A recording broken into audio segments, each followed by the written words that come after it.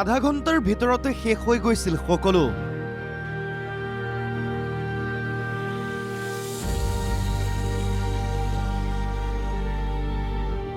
প্ৰকৃতিৰ ওপৰত হোৱা অত্যাচাৰৰেই যেন প্ৰতিশোধ। অসম নাগালেণ্ড সীমান্তত NKTVৰ সাংবাদিকৰ দল।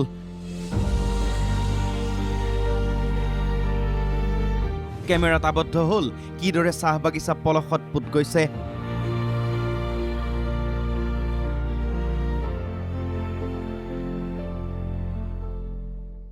এই মুহূৰ্তত মই উপস্থিত আছোঁ দিখৌ নৈৰ পাৰৰ এটা অঞ্চলত।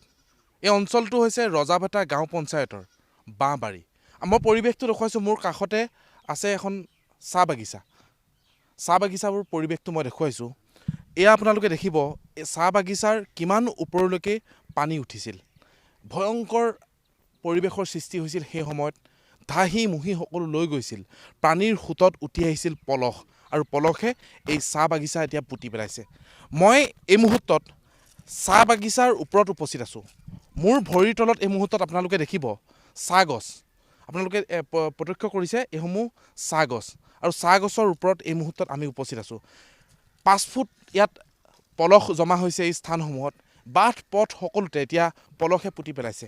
এই পৰিৱেশ আমি আপোনালোকক দেখুৱাই গৈছোঁ এই ৰজাভেটা গাঁও পঞ্চায়তৰ বাঁহবাৰী এই অঞ্চলটোৰ পৰা। এয়া চাওক কিমান ভয়াৱহ দৃশ্য এইসমূহ, সকলো পলসে পুতি পেলাইছে। মই এই মুহূৰ্তত সোমাই গৈছোঁ পলসত, আপোনালোকক দেখুৱাইছোঁ যে কিমান পলস আছে ইয়াত। এক ভয়ংকৰ পৰিৱেশ পৰিস্থিতিৰ সৃষ্টি হৈছিল সেই সময়ত। প্ৰায় 8 দিন সম্পূৰ্ণ হ'ল আজি। শনিবাৰৰ পৰা ইয়াত পানী উঠিছিল বুলি জানিব পৰা গৈছে, আৰু সেই পানীত সকলোৱে দিক বিদিক হেৰুৱাই পেলাইছিল। যথেষ্ট পলস আছে, আমি আগলৈ যাব নোৱাৰোঁ। আৰু আমি এই মূল পথটো আপোনালোকক দেখুৱাইছোঁ। এয়া বাগানৰ লাইন আমি দেখুৱাইছোঁ এইসমূহ। এখন ফেঞ্চিং চাওক আপোনালোকে, ফেঞ্চিংখনৰ কিমান ওপৰলৈকে এতিয়া পলস আছে। বাট পথ সকলো চিন চাপ নোহোৱা হৈ গৈছে, পলসে পুতি পেলাইছে। ইয়াৰ চাহ বাগিচাৰ লোকসকল আছে, মই কথা পাতিব বিচাৰিম যে সেই সময়ত কি হৈছিল আৰু তেওঁলোকে কি দেখিছিল। কি হৈছিল দাদা সেই সময়ত আপোনালোকে দেখিছিল, কেনেকুৱা ধৰণৰ বান আহিছিল, কি কৈছিল? ক'ব নোৱাৰো ছাৰ, একদম লাহে লাহে পাৰিলে এনেকুৱা পাৰিলে আমি ঘৰৰ মানুহ কোনো পলাব পাৰিছোঁ। দৰ্জা খিৰি চব খুলি থাকি যেনে থাকিলে এনেকৈ দিনতে হৈছে এনেকুৱা দিনকে দিনতে হ'লে ছাৰ। 4টা বজা মই অজয় আগৰৱালা নাওটো নহ'লে মানুহকেইটা মই নাৱলৈ পাৰ কৰিছোঁ। চব মানুহকেইটাক মই সেই পাৰ কৰিলোঁ। আপুনি পাৰ কৰিছে? অঁ, মই পাৰ কৰিছোঁ। এটা কিমান দিনৰ পাছত আপোনালোকৰ ইয়ালৈ প্ৰশাসন আহিছে? ইয়াত বৃহস্পতিবাৰ নাই, দেওবাৰ আহিছে। পানীখন ডাঙৰ হোৱাটো দেওবাৰ আমাৰ 12টা বজাৰ পৰা উঠিছে লাহে লাহেকৈ। অঁ, শনিবাৰ উঠিছে মানে। তো 12টা বজাৰ পৰা আহি পিনে একদম লাহে লাহে আমি ভাবিছোঁ এই নাবাঢ়িব ইমান। তো ঘৰত বৰাই নাই। তো লগালগ মাইকী মানুহ ওলোৱা ওলাওতে কাৰ ছাগলী গৈছে, আমাৰ ছাগলী আগলি গাহৰি চাহৰি চব লছ হ'ল। মুৰ্গী চুৰ্গী একোৱেই নাই, কেৱল বেৰনা হদং হৈ আছে। এতিয়া খাবলৈ একমুঠি পাইছোঁ, কিন্তু বনাবলৈ কাৰণে পইচাটো লাগিব ন ছাৰ। পইচা পাতিটো অলপ লাগিব। আছে ক'ত আপোনালোকে? নিশাটো ক'ত কটাইছে? টোপনি ক'ত মাৰিছে? এতিয়া স্কুল ঘৰ পিনে থাকিবলৈ হৈছে। স্কুল ঘৰ কাৰোবাৰ ঘৰ, আমিতো বেংগলী মানুহ, আমাৰতো ঘৰ দুৱাৰ ইয়াত নাই। আমি বিহিবত চব আপোনালোকে উঠি গৈছে পানী? অঁ, চব আমি উঠি গৈছোঁ এইপিনে পৰা, উপায় নাই। তো যাবলৈ হ'ল। এই বাগানখনো পুতি পেলাইছে? বাগানো পুতি দিছে, এই বাগানো পুতিছে। ৰাস্তাৰ বহুত তলত আছিলে, তাৰ তলত থকাৰ কাৰণে এতিয়া পলস ইমান সোমাই গৈছে। 5 ফুট নিচিনা পলস সোমাই গৈছে। এইটো আপোনালোকে চাব পাৰে। এইটো 5 ফুট নিচিনা পলস সোমাই আছে, আৰু বাগান চগান চব বৰবাদ হৈ আছে ইয়াত। আৰু সেইবুলি আমি মানে নাও লৈ যেনে তেনে ওলাই গৈছোঁ আমি। এই পৰিৱেশটো আপোনালোকক ভিডিঅ' জাৰ্নেলিষ্ট উদ্দীপ্তই দেখুৱাই আছে যে কেনেকুৱা এটা পৰিৱেশৰ সৃষ্টি হৈছিল এইসমূহ অঞ্চলত। দিখৌ গাতে লাগি আছে বাঁহবাৰী, আৰু বাঁহবাৰীৰ কাষতে আছে আপোনালোকে দেখিব এটা বৃহৎ চুবুৰী। এই অঞ্চলসমূহত মহাপ্ৰলয় হৈছিল সেই সময়ত, যেতিয়া দিখৌৰ পানী সোমাইছিল। দিখৌৰ পানীহে সকলো ধাহিমুহি লৈ গৈছিল। নাগালেণ্ডত দেখিবলৈ পোৱা গৈছিল ভূমিস্খলন, আৰু ভূমিস্খলন আৰু বৰষুণৰ পানীয়ে ধাহি মুহি আহিছিল এইসমূহ অঞ্চললৈ, আৰু এইসমূহ অঞ্চল পুতি পেলাইছিল। এতিয়া পানী নাই, কিন্তু পানীৰ পাছৰ এই পৰিৱেশটো আমি আপোনালোকক দেখুৱাই গৈছোঁ। আমি এই স্থানসমূহত আহি উপস্থিত হৈছোঁ। এই অঞ্চলটো হৈছে অসম নাগালেণ্ড সীমান্তৰ শেষৰখন গাঁও, শেষৰটো চুবুৰী। আৰু এই অঞ্চলটোৰ পৰা আমি আপোনালোকক পোনপটীয়াকৈ দেখুৱাই গৈছোঁ যে ইয়াত কেনেকুৱা এটা পৰিৱেশ পৰিস্থিতি।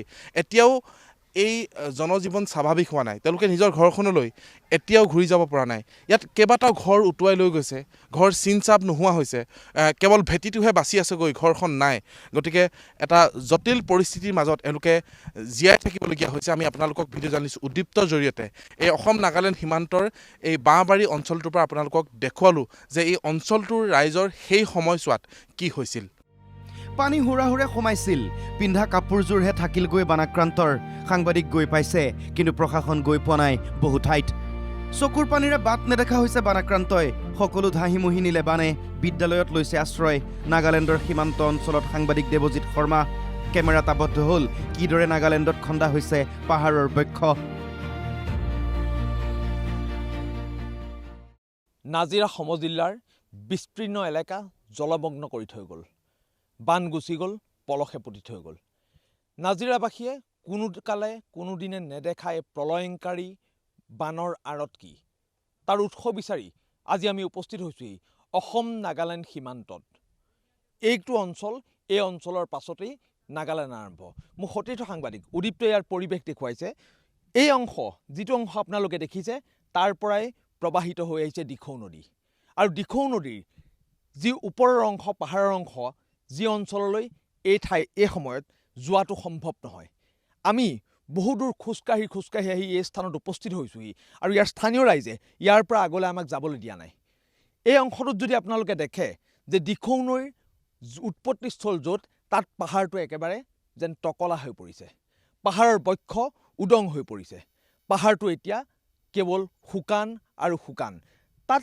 লেণ্ডশ্লাইড অৰ্থাৎ ভূমিস্খলনৰ যি ভয়াৱহ দৃশ্য এই দৃশ্য আমি NKTV দৰ্শকসকলক দেখুৱাইছোঁ পাহাৰটোৰ এই দিখৌ উৎপত্তিস্থল যি অংশ মই উদ্দীপ্তক দেখুৱাবলৈ অনুৰোধ জনাইছোঁ সেই অংশত ইতিমধ্যে বৃহৎ লেণ্ডশ্লাইড ভূমিস্খলনৰ এই যি দৃশ্য আমি প্ৰত্যক্ষ কৰিছিলোঁ সেই যি ভূমিস্খলন সেই বিশাল ভূখণ্ড দিখৌ জলৰাশিত সোমাই পৰিছিলে আৰু নিমিষতে দিখৌ উফন্দি উঠিছিলে আৰু এই যি অংশ এই অঞ্চলত প্ৰথমতে একেবাৰে থানবান কৰি থৈ গৈছিলে নিঃশেষ কৰি থৈ গৈছিলে আৰু ঠিক এঘণ্টাৰ ভিতৰত এই অংশইদি দিখৌ ঢাপলি মেলিছিলে নাজিৰা সমজিল্লাৰ বিভিন্ন অঞ্চললৈ প্ৰায় 160খন গাঁও প্ৰায় টচ কৰি থৈ গ'ল স্থানীয় লোক আছে যিসকল লোকে মোক ইয়ালৈ বাট দেখুৱাই লৈ আনিছে মই তেওঁলোকৰ ওচৰলৈ যাবলৈ চেষ্টা কৰিছোঁ খুব আকস্মিকভাৱে বান আহিছিলে ঠিক যেন আধা ঘণ্টাৰ ভিতৰতে এটা অংশ শেষ কৰি থৈ গৈছিল বুলি আপুনি কৈছিলে ইয়াৰ মূল কাৰণ বিচাৰি আজি আমি ইয়াত উপস্থিত হৈছোঁহি ইয়াত যিটো ভূমিস্খলন আপোনালোকে নিজে প্ৰত্যক্ষ কৰিছে কেনেকুৱা ধৰণৰ ভূমিস্খলন বা কেনেকুৱা ধৰণৰ কি কথা জানিব পাৰিছে হয় বৰ্তমান প্ৰকৃতিৰ যি ধ্বংসযজ্ঞ প্ৰকৃতিৰ ওপৰত মানুহৰ যিটো বৰ্বৰতা তাৰ প্ৰতিফলস্বৰূপে আজি এই বানৰ বিভীষিকা দেখা পোৱা গ'ল ইয়াৰ মূল কথা হৈছে পাহাৰৰ গছ গছনি হেৰাই গৈছে পাহাৰৰ তলৰখন খান্দি পেলাই কয়লা উলিয়াই অনা হৈছে সেইবোৰ ফোফোলা হৈ গৈছে ফলস্বৰূপে আপোনাৰ যিটো মানে ডাৱৰৰ বিস্ফোৰণ বুলি কোৱা হৈছে বা আপোনাৰ বাদল ফাটি বৰষুণ দিয়া বুলি কৈছে আপোনাৰ তেনেকুৱা ধৰণৰ প্ৰায় 13 ঘণ্টা সময় ইয়াত বৰষুণ হৈছিলে তাৰ প্ৰতিফলস্বৰূপে পাহাৰ খহি গৈছিলে পাহাৰ খহি গৈ এই দিখৌ অৱবাহিকাবিলাক বন্ধ হৈ গৈছিলে এটা সময়ত কাল ৰূপ ধাৰণ কৰি পেলাই দিখৌৰ ওপৰত গোটেই অৱবাহিকাবিলাক আহি ভয়ানক ৰূপ ধাৰণ কৰি পেলাই ধাহি মুহি তেখেতলোকে একেবাৰতে আহিলে প্ৰায় দিখৌৰ 5 ফুট ওপৰত আহিলে আমাৰ ইয়াত 5 ফুট ওপৰত আহি আপোনাৰ পানী একেকোবতে আধা ঘণ্টাৰ ভিতৰতে এঘণ্টাৰ ভিতৰতে গোটেই মানুহখিনি উটুৱাই লৈ গুচি গ'ল কিমান সময় মানে কিমান লোক আছিলে ইয়াত বা কিমান সময় লাগি পাইছিলে তেওঁলোকে পলাবলৈ ইয়াত পলাবলৈ বুলি কওঁতে আপোনাৰ মানে ৰাতি এন্ধাৰ হ'ল এন্ধাৰত মানে বহুতেই আপোনাৰ সুবিধা নাপালে এন্ধাৰৰ কাৰণে কিছুৱে গছ গছনিত ঠাই ল'লে কিছুৱে ঘৰৰ মুধত ঠাই ল'লে তাৰপিছতে আপোনাৰ পিছদিনাখন আপোনাৰ মানে NDRF প্ৰায় 2টামান বজাত আহি পালেহি পূৰ্বে দিখৌৰ এনে ৰূপ কোনেও দেখা নাই সীমান্তৰ কমল চাপৰিটো এতিয়া হাহাকাৰ এই অঞ্চলৰ অধিকাংশ লোক গোপালনৰ সৈতে জড়িত নিশা অহা প্ৰলয়ংকৰী বানে মুহূৰ্ততে সকলো শেষ কৰি পেলালে